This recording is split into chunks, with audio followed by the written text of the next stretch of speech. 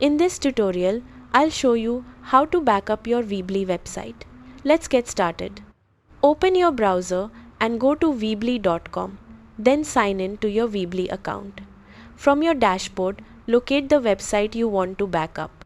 For a quick backup, click on your site name to open the Options menu, then choose Duplicate Site. Weebly will create a full copy of your website. Once it appears in your dashboard, rename it to something like Backup with the date so you can easily identify it later.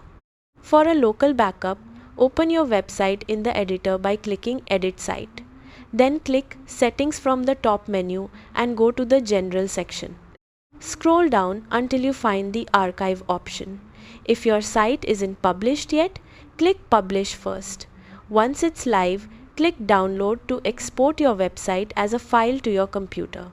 This gives you both an online backup inside Weebly and an offline copy stored on your device. That's how to back up your Weebly website. Thanks for watching.